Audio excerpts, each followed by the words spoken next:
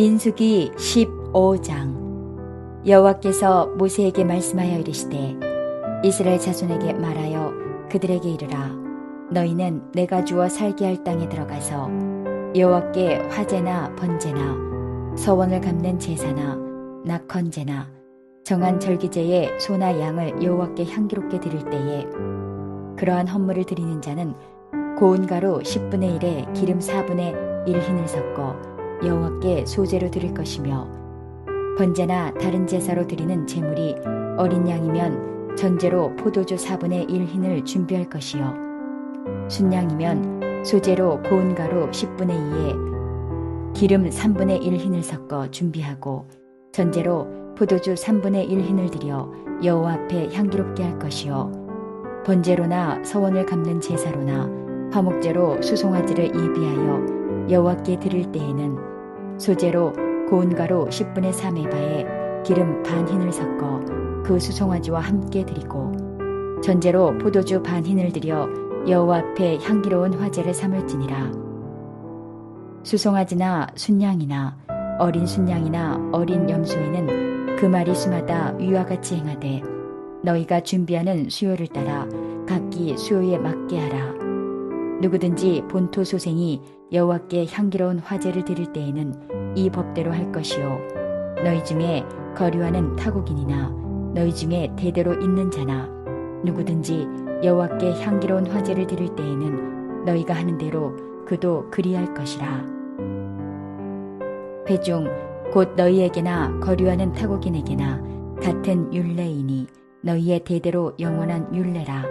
너희가 어떠한 대로 타국인도 여호와 앞에 그러하리라. 너희에게나 너희 중에 거류하는 타국인에게나 같은 법도 같은 규례이니라. 여호와께서 모세에게 말씀하여 이르시되 이스라엘 자손에게 말하여 이르라. 너희는 내가 인도하는 땅에 들어가거든 그 땅에 양식을 먹을 때에 여호와께 거제를 드리되 너희의 처음 익은 곡식 가루떡을 거제로 타작 마당에 거제같이 들어드리라. 너희의 처음 익은 곡식 가루떡을 대대에 여호와께 거제로 드릴지니라.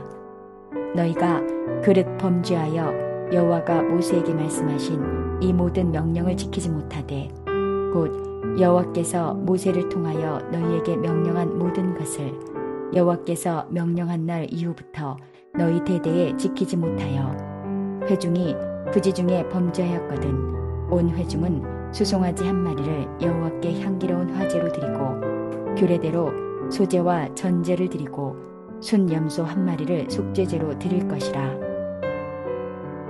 제사장이 이스라엘 자손의 온 회중을 위하여 속죄하면 그들이 사함을 받으리니 이는 그가 부지 중에 범죄함이며 또 부지 중에 범죄함으로 말미암아 헌물 곧 화제와 속죄제를 여호와께 드렸음이라.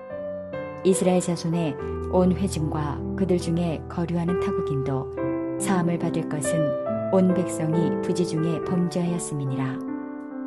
만일 한 사람이 부지 중에 범죄하면 1년 된 암염소로 속죄제를 드릴 것이요, 제사장은 그 부지 중에 범죄한 사람이 부지 중에 여호와 앞에 범한 죄를 위하여 속죄하여 그 죄를 속할지니 그리하면 사함을 얻으리라.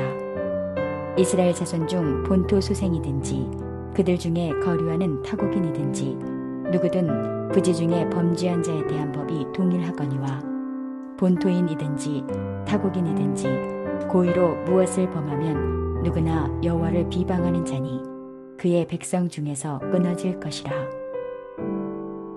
그런 사람은 여호와의 말씀을 멸시하고 그의 명령을 파괴하였음즉 그의 죄악이 자기에게로 돌아가서 온전히 끊어지리라. 이스라엘 자손이 광야에 거류할 때에 안식일에 어떤 사람이 나무하는 것을 발견한지라. 그 나무하는 자를 발견한 자들이 그를 모세와 아론과 온 회중 앞으로 끌어왔으나 어떻게 처치하는지 지시하심을 받지 못한 고로 가두었다니 여호와께서 모세에게 이르시되 그 사람을 반드시 죽일지니 온 회중이 진영 밖에서 돌로 그를 칠지니라.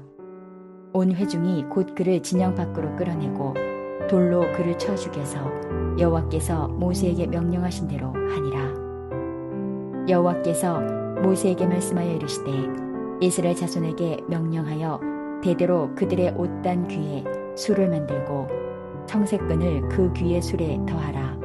이 술은 너희가 보고 여호와의 모든 계명을 기억하여 준행하고 너희를 방종하게 하는 자신의 마음과 눈의 욕심을 따라 음행하지 않게 하기 위함이라. 그리하여 너희가 내 모든 계명을 기억하고 행하면 너희의 하나님 앞에 거룩하리라.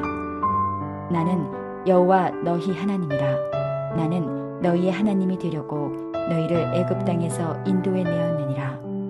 나는 여호와 너희의 하나님이니라. 안녕하세요. 오늘은 회복의 소망이라는 제목으로 함께 말씀을 나누고자 합니다. 오늘 본문을 보면 미래의 가나안 땅에 들어가서 어떻게 예배 드릴 것인가, 어떻게 하나님을 섬겨야 하는가를 말씀하고 있습니다. 2절 말씀을 보면 이스라엘 자손에게 고하여 그들에게 이르라. 너희가 내가 주어 거하게 할 땅에 들어가서, 우리가 질문하게 되는 것은 14장의 이스라엘 백성들의 상황을 보면 모든 삶이 무너지고 절망 가운데 있는 그러한 상황이지요. 그런데 14장에 그런 상황에 있는 이스라엘 백성에게 15장을 말씀하신다. 어떤 의미일까? 여러분은 어떻게 생각하십니까? 15장의 말씀은 시내전에서 주었던 하나님의 언약의 말씀입니다. 마치 우리가 길을 잘못 들었습니다. 어디에 서 있는지, 어떤 방향으로 가야 할지 길을 완전히 잃어버린 상황과 같은 것이지요. 하나님께서는 15장에서 이스라엘 백성들의 방향을 잡아줍니다. 가야 할 길을 일러주시는 것이지요. 이런 장면을 보면서 무엇이 우리에게 회복의 소망인가, 이것을 묻게 되는 것입니다. 다시 말씀으로 돌아가 하나님의 말씀을 듣는 것, 그리고 하나님의 말씀을 기초로 다시 인생의 방향을 바로잡는 것, 거기 회복의 소망이 있다는 것을 말해주고 있는 것이지요. 주일 설교에서 시편 106편을 묵상했습니다. 하나님께서는 은혜를 베푸셨지만 잊어버립니다. 불순종하지요. 그렇지만 그들에게 또 하나님의 사랑을 베푸십니다. 그러나 또 배반합니다. 하지만 하나님은 자기 백성을 포기하지 않으시고 긍휼을 베푸십니다. 그것을 헤세드의 사랑이라고 말하지요. 그 사랑이 회복의 소망이 되는 겁니다. 하나님께서는 그 사랑으로 계속해서 말씀하시고 일으켜 세워주시고 방향을 잡아주는 것입니다. 저는 민수기를 묵상하면서 한 가지 의문이 있었습니다. 민수기 11장을 보면 이스라엘 백성들이 원망과 불평을 할 때 하나님께서 첫 번째 하신 처방이 무엇인가? 성령 충만한 70인의 장로를 세우는 것이지요. 왜 이것이 공동체 회복의 처방이 될까? 여러분은 어떻게 생각하십니까? 어떤 친구 목사님이 이런 간증을 하는 것을 들었습니다. 교회 안에 모이기만 하면 불평, 불만을 이야기합니다. 그래서 교회가 여러모로 어려운 것이지요. 잠언 18장 8절을 보면 이렇게 말씀합니다. 남의 말하기를 좋아하는 자의 말은 별식과 같아서 뱃속 깊은 데로 내려가느니라.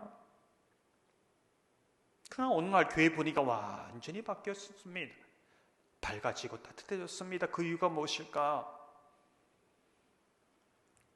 은혜 받은 권사님, 집사님들이 예전에는 불평불만 이야기를 듣고만 있었는데 이렇게 말했다고 합니다.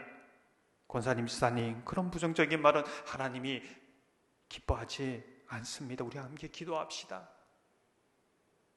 70인의 장로들이 원망과 불평의 불을 끌고 성령의 불을 지피는 것이지요.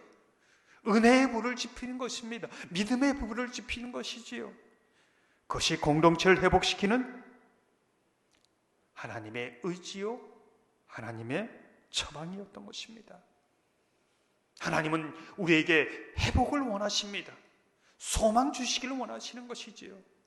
사랑하는 성도 여러분, 하나님께서는 개인적으로, 가정적으로, 교회 공동체적으로도 회복을 원하신다는 것을 믿으시기 바랍니다. 하나님의 말씀으로 돌아가서 방향을 바로잡고 성령으로 충만한 사람들과 함께 회복된 공동체를 세워 나가시기를 주님의 이름으로 축원합니다.